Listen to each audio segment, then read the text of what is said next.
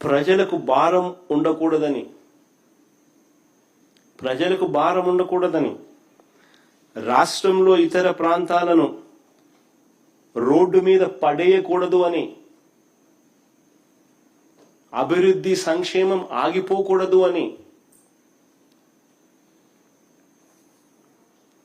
హైదరాబాదు, చెన్నై, బెంగళూరు లాంటి మెట్రో నగరాలతో పోటీ పడే పరిస్థితి మనకు కూడా ఒక గ్రోత్ ఇంజిన్ ఉండాలని ఆరాటంతో రాష్ట్రంలో ఉన్న అతిపెద్ద సిటీ విశాఖపట్నంకు అలాంటి అవకాశాలు ఉన్నాయి అని చెప్పి దాన్ని ఎగ్జిక్యూటివ్ క్యాపిటల్గా చేశాం.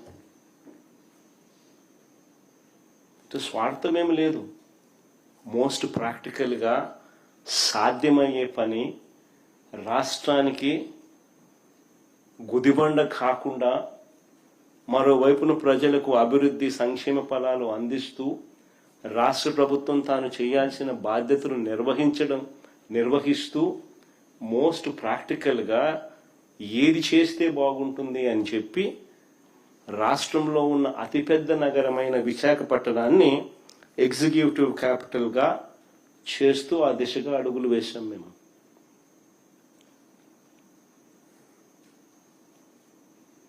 కర్నూలు న్యాయ రాజధానిగా పెట్టాలనుకున్నాం. శ్రీబాగ్ ఒడంబడిక మెడ్రాస్ ప్రెసిడెన్సీ నుంచి చూస్తే కొన్ని సంవత్సరాలు, కొద్ది రోజుల పాటు కర్నూలు రాజధానిగా ఉండేది. హైదరాబాదు తెలంగాణ ఎప్పుడైతే జాయిన్ అయిందో, భాషా ప్రవక్త రాష్ట్రాల కింద ఎప్పుడైతే ఆవిర్భావం చెందిందో, అప్పుడు హైదరాబాదుకు అవకాశం ఇస్తూ అప్పటిదాకా కర్నూలు రాజధానిగా ఉన్న ప్రాంతాన్ని అప్పుడు శ్రీబాగ్ ఒడంబిక ప్రకారం అక్కడ హైకోర్టు పెట్టాలని చెప్పి ఒక ఒప్పందం కుదిరింది. దాన్ని గౌరవిస్తూ కర్నూలును న్యాయ రాజధానిగా పెట్టాలనుకున్నాం. అమరావతిని శాసన రాజధానిగా కొనసాగించాలని చెప్పి కూడా నిర్ణయించాం. తీసేయాలనుకోలేదు ఎప్పుడు కూడా. సాధ్యం కాదు కాబట్టే మోస్ట్ ప్రాక్టికల్ సొల్యూషన్ తీసుకొచ్చడం. మా ఆలోచనలలో ఎక్కడా కూడా అమరావతిని నిర్లక్ష్యం చేయలేదు. ఇన్ఫ్యాక్ట్ ఈ ప్రాంతంలో 5 ఏళ్ల పాటు రైతుల కౌలును పెంచడం, రాజధానిలో ఇచ్చే పెన్షన్లు 5,000 కూడా మేము తీసుకుపోయినాం. ఈ ప్రాంతంలో ప్రజలకు మంచి చేయాలని, రైతులకు మంచి చేయాలని చేస్తాం. ఇవన్నీ కూడా మా ఆలోచన అంతా కూడా ఆచరణాత్మక ఆలోచనలు, మోస్ట్ ప్రాక్టికల్ ఆలోచనలు, సాధ్యమయ్యే ఆలోచనలు. ప్రభుత్వం తన బాధ్యతగా ప్రజలకు చేయాల్సిన ప్రతి మేలు కూడా చేస్తూ, ప్రభుత్వం మీద, ప్రజల మీద అప్పుల భారం మోపకుండా అతి తక్కువ పెట్టుబడితో విశాఖపట్నంలో ఆల్రెడీ అక్కడే ఉన్న ఇన్ఫ్రాస్ట్రక్చర్కు కాస్త మెరుగులు దిద్ది అదనంగా కొన్ని భవనాలు కడితే చాలు ఒక గ్రోత్ ఇంజిన్లా మారుతుంది. దీనికోసం కేవలం 10,000 కోట్లు ఖర్చు పెడితే చాలు. అది కూడా ఒకేసారి పెట్టాల్సిన అవసరం లేదు. సంవత్సరానికి 2,000 కోట్లు చొప్పున 5 ఏళ్లలో పెడితే చాలు. ఆటోమేటికలీ విశాఖపట్నం ఈ స్థాయి నుంచి ఈ స్థాయికి వెళ్ళిపోతుంది. ఒక గ్రోత్ ఇంజిన్ తయారవుతుంది. చదువుకున్న మన పిల్లలకు ఎక్కడికెక్కడికో, చెన్నైకో, బెంగళూరుకో, హైదరాబాద్కో ఇలాంటి నగరాలకు పోవాల్సిన అవసరం లేకుండా మనకు కూడా ఒక మహానగరం తయారవుతుంది అని చెప్పి ఆరాటపడ్డాం.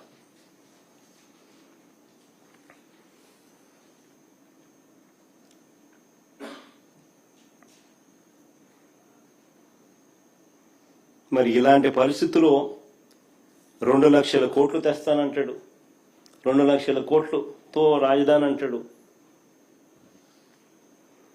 ఎప్పుడు డెవలప్ చేస్తాడు, ఈలోగా రైతుల పరిస్థితి ఏమిటి, ఈలోగా అక్కచెల్లెమ్మల పరిస్థితి ఏమిటి, ఈలోగా చదువుతా ఉన్న పిల్లల పరిస్థితి ఏమిటి, ఈలోగా నాడు నేడు పనుల పరిస్థితి ఏమిటి, శిథిలమవుతా ఉన్న స్కూళ్ళు హాస్పిటల్లో పరిస్థితి ఏమిటి, ఆరోగ్యశ్రీ పరిస్థితి ఏమిటి, ఉద్యోగస్తులకు ఇవ్వాల్సిన 36,000 కోట్ల రూపాయలు బకాయిల పరిస్థితి ఏమిటి,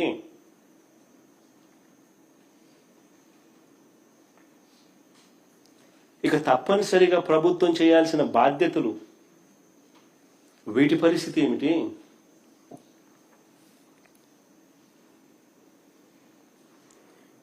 ఒకవేళ పెట్టాలని అయినా చంద్రబాబు నాయుడు గారు రెట్టమట్టంతో అడుగులు ముందుకు వేస్తే ఇలా పెట్టుకుంటూ పోతే రాష్ట్రం ఏం కావాలి, రాష్ట్ర ప్రజలు ఏం కావాలి, వీళ్ళ సంక్షేమము అభివృద్ధి ఏం కావాలి, రాష్ట్రానికి సంబంధించిన మిగిలిన బాధ్యతల పరిస్థితి ఏమిటి, మిగతా ప్రాంతాలు ఏం కావాలి.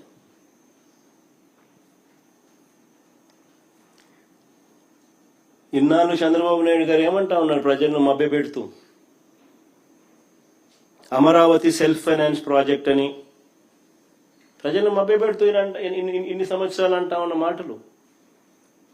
అమరావతి సెల్ఫ్ ఫైనాన్స్ ప్రాజెక్ట్ అని రాష్ట్రంలోని ప్రజలందరినీ కూడా చంద్రబాబు నాయుడు గారు ఇన్ని సంవత్సరాలు మభ్యపెడుతూ వచ్చాడు. నేను అడుగుతా ఉన్నా ఇదే చంద్రబాబు నాయుడు గారు,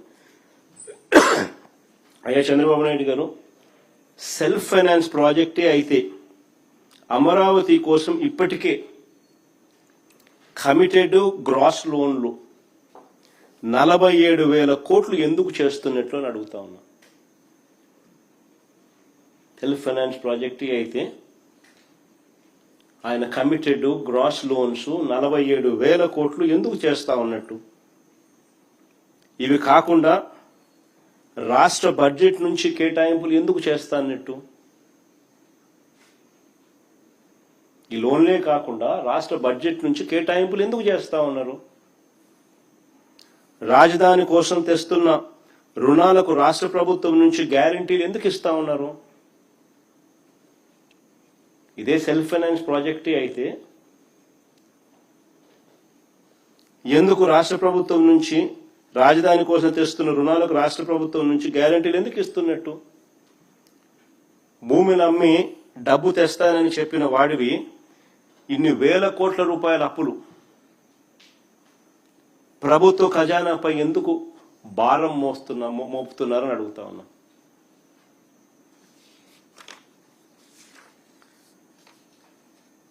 చంద్రబాబు నాయుడు గారిని అడుగుతా ఉన్నా, సెల్ఫ్ ఫైనాన్స్ ప్రాజెక్ట్ అని చెప్తా ఉన్నా, మీరు ఇప్పటి వరకు అమ్మిన భూములు ఎన్ని,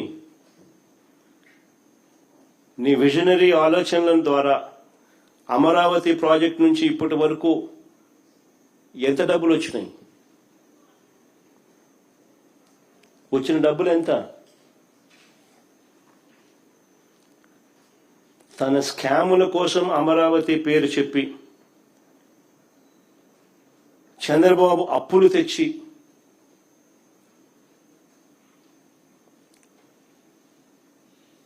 దాని ప్రభావం ఇంతకుముందే నేను చెప్పా, రాష్ట్రంలో ఇప్పటికే దాని ప్రభావం కనిపిస్తా ఉంది అని చెప్పి చూసుకోండి. మళ్ళీ కాంట్రాక్టర్కు జిఎస్టీ మినహాయింపులు, ఎన్ఈసి మినహాయింపులు, సీనరేజులు, వీటి రూపేణా మళ్ళీ అదనంగా మరో 163 కోట్ల రూపాయలు లబ్ధి. ఈ 163 కోట్లు కూడా లెక్కేసుకుంటే మొత్తం 1046 కోట్ల రూపాయలు, అంటే 554 కోట్లు గతంలో 2018లో ఖరారైన కాంట్రాక్ట్ విలువ ఇప్పుడు 1046 కోట్లకు మళ్ళా ఇచ్చింది ఎవరికో తెలుసా, ఎన్సీసీ కట్టబెట్టారు. అప్పుడు ఎన్సీసీఏ కాంట్రాక్టర్, ఇప్పుడు మళ్ళీ ఎన్సీసీఏ కాంట్రాక్టర్.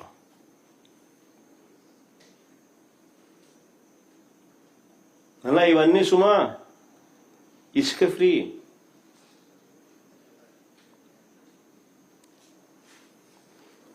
మొత్తంగా ఈ 5 టవర్లకు రాయితీలతో కలిపి 4,354 కోట్లకు కాంట్రాక్టులు ఇస్తే మళ్ళీ దీనికి అదనంగా ఏసీలంట, ప్లంబింగ్ అంట, ఎలక్ట్రికల్ అంట, ఫైర్ ఫైటింగ్ అంట, లిఫ్టులంట, ఈ పనుల కోసం మళ్ళీ 2,316 కోట్లకు టెండర్లు పిలుస్తున్నారు. అడ్మినిస్ట్రేటివ్ శాంక్షన్ ఇచ్చినారు, పిలుచమని చెప్పినారు, పిలుస్తున్నారు. అంటే అన్నీ కలుపుకుంటే మొత్తంగా 5 టవర్లకు 6,671 కోట్ల రూపాయలు. మళ్ళీ దీనికి అదనంగా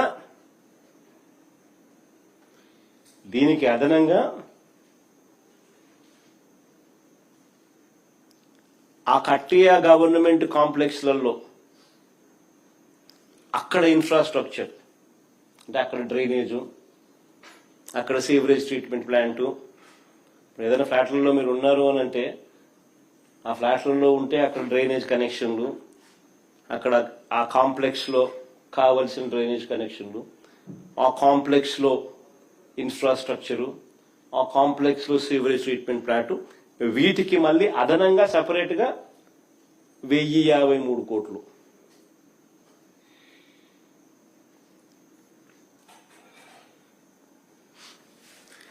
ఈ దోపిడీని మనం ప్రశ్నించకూడదట,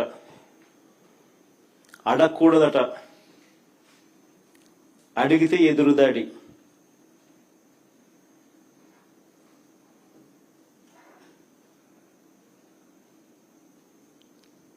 అడిగితే అమరావతికి మీరు వ్యతిరేకం.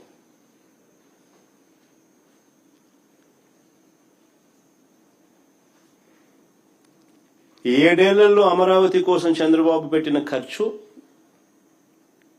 7 ఏళ్లలో మొదట 5 సంవత్సరాలు, ఇప్పుడు 2 ఏళ్లు, ఈ 7 ఏళ్లలో అమరావతి కోసం ఇంతవరకు ఆయన పెట్టిన ఖర్చు 8,000 కోట్లు. మొబిలైజేషన్ అడ్వాన్స్ మరో 5,500 కోట్లు. నేను ఇంతకుముందే చెప్పిన మొబిలైజేషన్ అడ్వాన్స్ అంటే అది స్కామ్ అని. 10% ఇస్తున్నారు, 8% ఎత్తుతున్నారు. అయిన ఖర్చు 8,000 కోట్లు 7 ఏళ్లలో. మొదటగా తీసుకున్న నేను అడుగుతాను, ఈ 8,000 కోట్లలో ప్లస్ మొబిలైజేషన్ 5,500 కోట్లలో మనకి ఏం కనిపిస్తా ఉన్నాయి? స్కాములు తప్ప. మొదటగా తీసుకున్న 50,000 ఎకరాలకే దిక్కులేని పరిస్థితిలో, మొదటగా తీసుకున్న 50,000 ఎకరాలు, ఆ 50,000 ఎకరాలకు బేసిక్ ఇన్ఫ్రాస్ట్రక్చర్ కోసమే ఖర్చు అయ్యే ఎకరాకు 2 కోట్ల రూపాయలు చొప్పున, ఆ 1,00,000 కోట్లకే దిక్కులేని పరిస్థితిలో మళ్ళీ ఇంకో 50 ఎకరాలు, ఇంకొక 50,000 ఎకరాలు తీసుకుంటానని చెప్పి భవనాలు కాకుండా కేవలం ల్యాండ్ డెవలప్మెంట్ కోసం, అంటే కేవలం బేసిక్ ఇన్ఫ్రాస్ట్రక్చర్ కోసం, రోడ్లు, డ్రైనేజీలు, కరెంటు, నీటి, వీటి కోసం 2 లక్షల కోట్లు పెట్టలేమని తెలిసినా కూడా, సాధ్యం కాదు అని తెలిసినా కూడా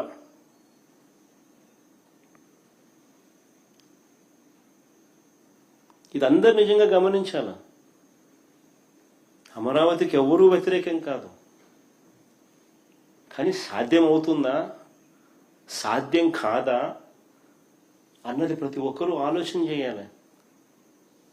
మనం లీడర్లుగా ఉంటూ మన స్కాముల కోసం అసాధ్యమని తెలిసింది, సాధ్యం కాదని తెలిసింది, స్కాముల కోసం తెలిసి ఉండి కూడా ప్రజలను మభ్యపెడుతూ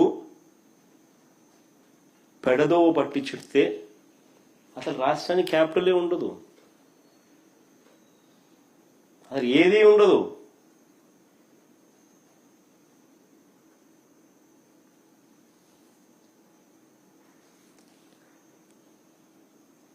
డెవలప్మెంట్ కోసమే ఇటు రోడ్లు అక్కడ వేయడానికి, కరెంటు వేయడానికి, ఎలక్ట్రిసిటీ, సెవరేజ్ కనెక్షన్లకు, ఇటువంటి బేసిక్ ఇన్ఫ్రాస్ట్రక్చర్ కోసమే 2 లక్షల కోట్లు అవసరమని తెలిసినా కూడా అది అసాధ్యమని చెప్పి కళ్ళ ముందే కనిపిస్తా ఉన్నప్పటికీ ఇంకా రైతుల్ని, ప్రజల్ని మభ్యపెట్టాలని తాను ఉన్నన్ని నాళ్ళు